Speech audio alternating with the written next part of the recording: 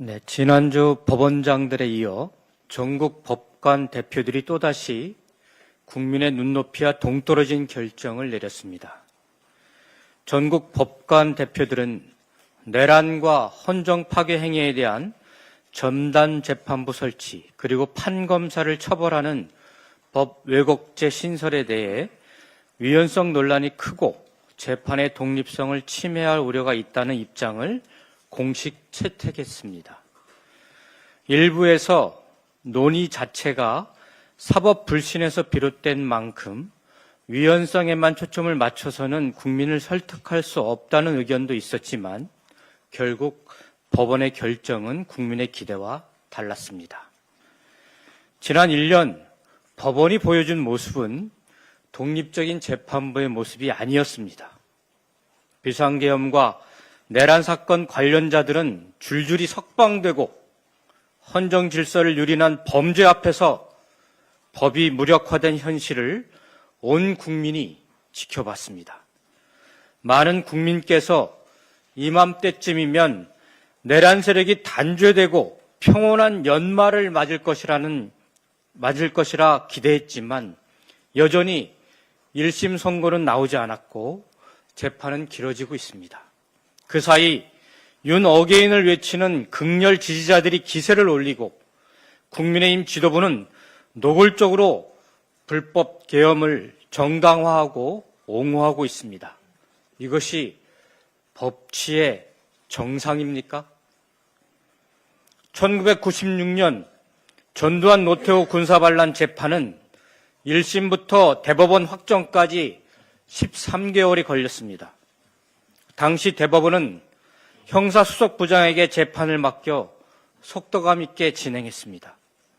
정치적 갈등을 줄이고 사회 혼란을 막기 위해서였습니다.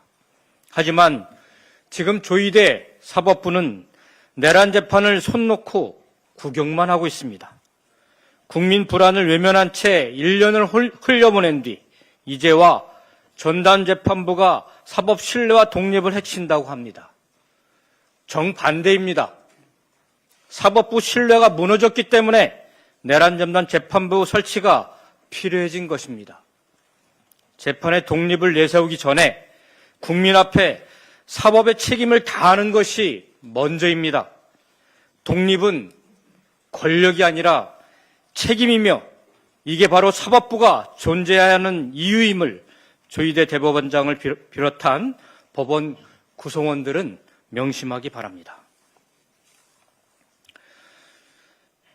역대급 개임정부 유출 사고를 일으킨 쿠팡의 행태가 점입 가경입니다. 쿠팡은 지난 주말 공지문을 통해 경찰청이 2차 피해 의심 사례를 발견하지 않았다고 밝혔지만 경찰청은 쿠팡 측에 피해 상황을 전달한 적이 없다며 공식 부인했습니다. 국민 불안을 잠재우기 위한 명백한 허위 해명, 대국민 기만 행위입니다. 그런데도 쿠팡은 여전히 추가 피해는 없다며 책임을 회피하고 있습니다. 유출 범위가 처음 알려진 것보다 훨씬 광범위한데 무슨 근거로 추가 피해가 없다고 단정하는지 납득하기 어렵습니다. 피해 보상 방안 역시 감감무소식입니다. 과거 SK텔레콤이나 네이버 등 유출 사례와 비교해도 쿠팡의 대응 속도와 책임의식은 턱없이 부족합니다. 게다가 쿠팡은 ESG 평가에서 9점, 업계 최하위권이라고 하는 낙제 기업으로 드러났습니다. 정보공개 부실과 사회적 책임 회피가 주요 원인입니다. 국내에서는 로켓 배송으로 지역 경제를 살린다고 홍보했지만 정작 상장된 미국에서는 제대로 된 ESG 공시조차 하지 않은 기업이었습니다. 정보공개 부실, 사회적 책임 회피, 그리고 이번 역대급 정보 유출 사태까지 모든 것이 결코 우연이 아닙니다. 최소한의 윤리와 책임을 저버린 쿠팡에 기다리고 있는 것은 엄중한 법적 책임과 최고 수준의 처벌뿐입니다.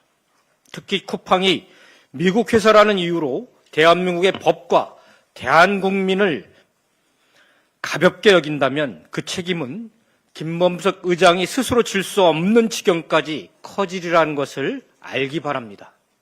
대한민국은 그렇게 호락호락한 나라가 아닙니다.